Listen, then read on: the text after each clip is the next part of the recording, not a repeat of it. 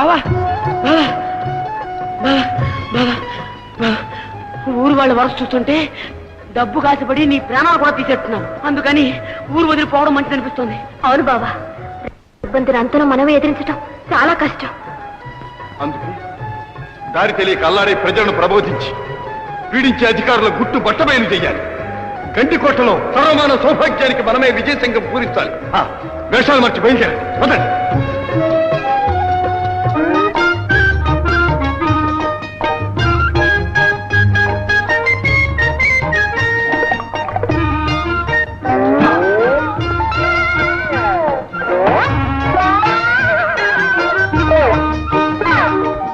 రండి కూర్చోండి. చూస్తారా గడ్డాలకి నీళ్లు పట్టించా.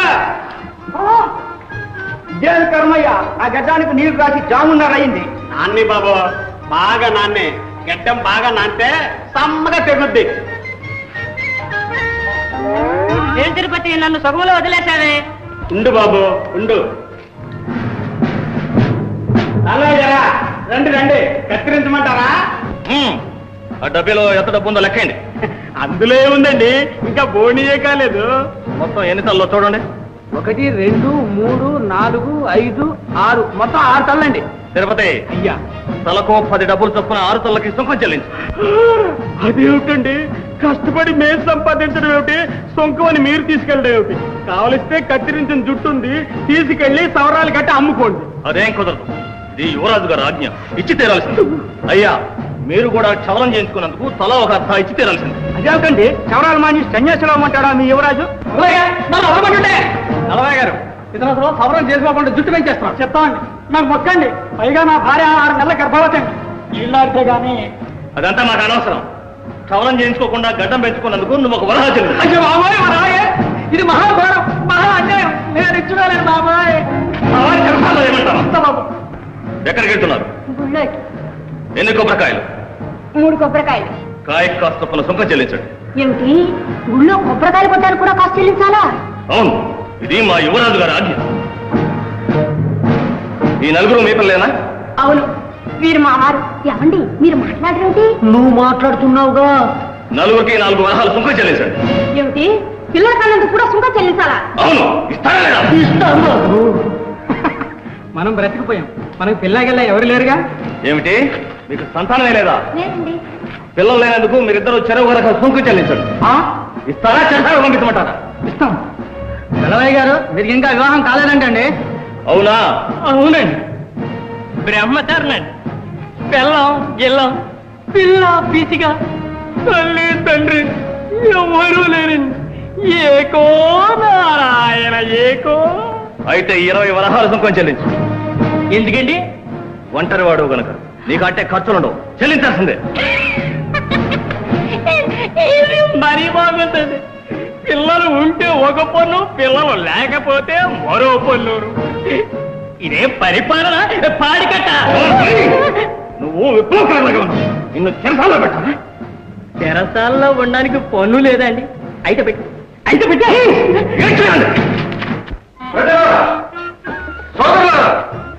ఆనాడు మన గండికోట ప్రభువులు పరిపాలనలో శ్రీరామచంద్రుని మరిపించారు.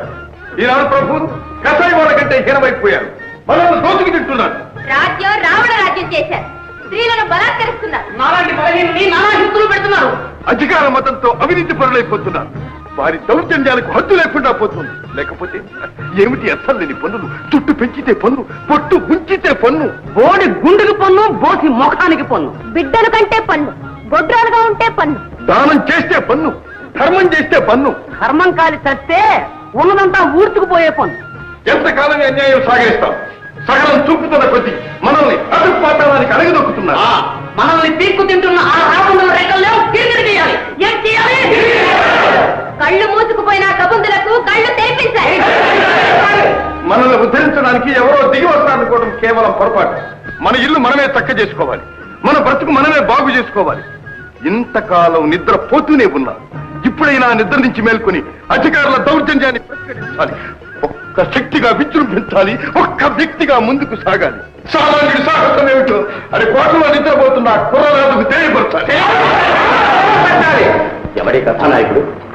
వీడెవడో విప్లవకారుల్లో ఉన్నాడు ప్రభు. ప్రభు వీడిని ఇలా వాగనిస్తే మన పథకమే తారుమారవుతుంది.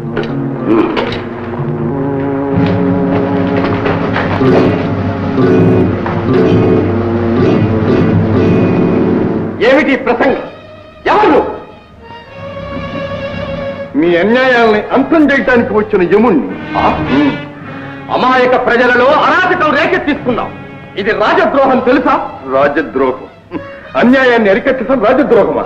యువరాజు గారి ఆజ్ఞ అతిక్రమించడం రాజద్రోహం. యువరాజు యువరాజు అధికారం చేతిలో ఉందని అర్థంలేని పన్నులతో ప్రజలను దోచుకుంటారా? పన్నులు వసూలు కానిదే పరిపాలన ఎలా సాగుతుంది? ఓహో, మా బ్రతుకులు ఎలా సాగుతాయని అనరాదు. చెరుకు తీపని మొదలంతా నమిలితే నాలుగు చెబుతుంది, తిప్పి మాత్రం మిగిలిపోతుంది. పన్నులు చెల్లించలేక ప్రజలు బాధపడుతున్నారని మాకు తెలుసు. కానీ ఇది యువరాజు గారి ఆజ్ఞ. యువరాజు గారి ఆజ్ఞ మన్నించడం మా ధర్మం. అడ్డు వచ్చిన వారిని కఠినంగా శిక్షిస్తాం. ఏమిటి శిక్షిస్తావా? తిండి పెట్టే చెయ్యి ఖండిస్తావా? దానికి ఫలితం అనుభవిస్తావు. మమ్ము బెదిరిస్తున్నావా? బెదిరించడం కాదు, వాస్తవాన్ని ఎరుక చేస్తున్నాను. ఈనాడు ప్రజల్లో చెలరేగిన అసంతృప్తి జ్వాల రేగి నలువైపులా వ్యాపించి మిమ్మల్ని నామరూపాలు లేకుండా భస్మం చేస్తుంది. దళపతి, వీడు రాజద్రోహి. వీడి నోరు మూయించాలి. వీడిని చూసి ప్రజలు బుద్ధి తెచ్చుకోవాలి. బండి చక్రాన్ని కట్టండి, కొరవేప కొట్టండి, చంద్రం ములిపించండి.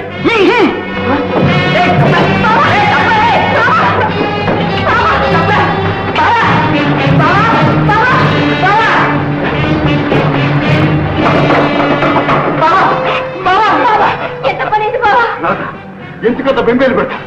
నేనేం చేయగలను? ఏమి సౌకుమార్యం, ఏమి సౌందర్యం! నీ వంటి దానికి ఈ వదరుబోతు జోడు కాదు. ఈ పాలపిట్టను పదిలంగా మా మందిరం చేస్తండి. నా చెల్లెలతో పెట్టుకుంటే చాలా తిరిగి అవుతుందా? అసలు నేనెవరు తెలుసా? నీచుడా, నీ పాపం పండింది, ఫలితం అనుభవిస్తాం. ఎంత పొగరు! దళపతి, చూస్తారే, రక్తం చిందేలా పెట్టండి.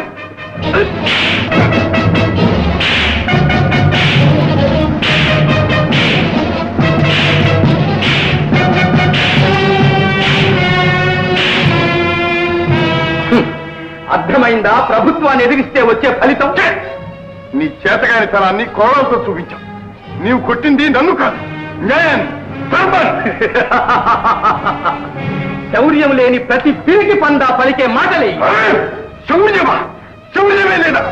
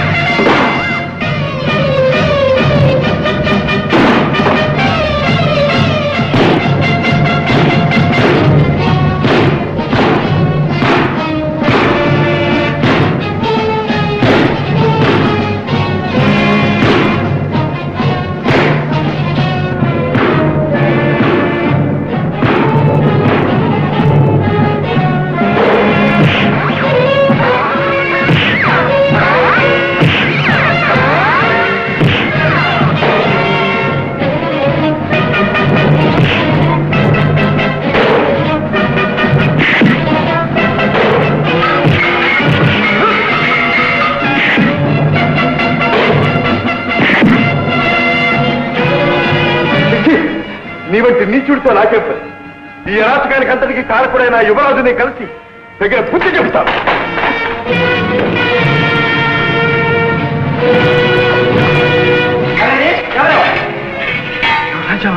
క్షమించండి యువరాజా. సరే, అటు కాదు యువరాజా, ఇటు ఇటు.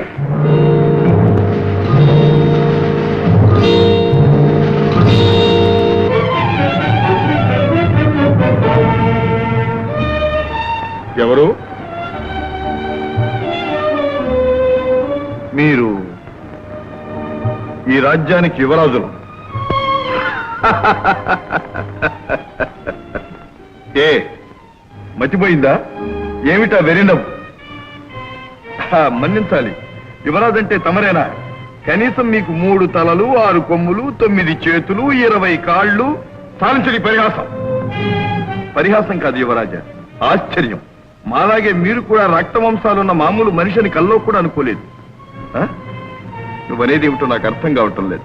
నా మాటలు అర్థం కావు. అద్దాల మందిరాల్లో అందాల నగర శిల్పాల బొంపు సొంపులు తిలకిస్తూ, మెత్తని పట్టుపాన్పుల మీద మత్తు పానీయాలు సేవిస్తూ, నృత్యగాన కళా వినోదాలలో తేలిపోయే మీకు నా మాటలు అర్థం కావు. ఏమిటో బాధతో మాట్లాడుతున్నా. బాధ? ఈ బాధ నా ఒక్కరిది కాదు యువరాజా, మీ ఏలుబడిలో కుంగి కుషించిపోయే ప్రతి ఒక్క పౌరుడిది. ఏమిటి? నా ప్రజలు బాధపడుతున్నారా? తెలీదు? మీరిచ్చిన అధికారంతో మీ తాబేదారులు కన్ను మిన్ను కానకుండా ప్రజలను ఎలా పీడిస్తున్నారో మీకు తెలీదు? మీ పట్టాభిషేకం పేరుతో మీ బొక్కసమంతా నింపాలని దోపిడీ దొంగల కంటే అన్యాయంగా ప్రజలను ఎలా దోచుకుతుంటున్నారో మీకు తెలీదు? నమ్మలే. ఇంత దౌర్జన్యంగా మా అధికారులు ప్రవర్తించరు. నమ్మరు? అయితే చూడండి.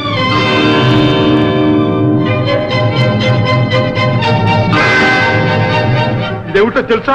తెలుసా అని వాళ్ళు చేస్తున్న పని అన్యాయమని చెప్పినందుకు వాళ్ళు ఇచ్చిన బహుమానం చూడండి. ఒక్కొక్క తట్టు సత్యానికి, ధర్మానికి, న్యాయానికి మీరు పెట్టే గొడ్డలి పెట్టు. ఎంత దారుణం, ఎంత దారుణం! జరిగిన దానికి నేను ఎంతో చింతిస్తున్నాను. ఈ విషయాలు జరుగుతున్నట్టు నాకు తెలియదు.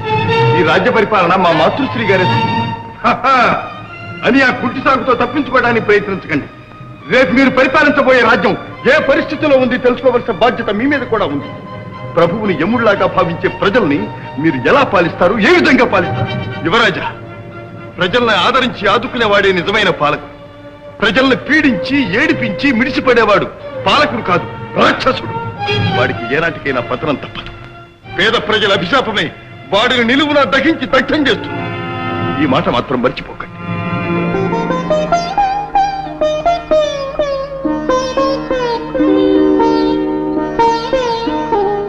ఏమిటది? మీ కళ్ళల్లో నీరు. కన్నీరు కాదు, ఆనంద బాష్ప.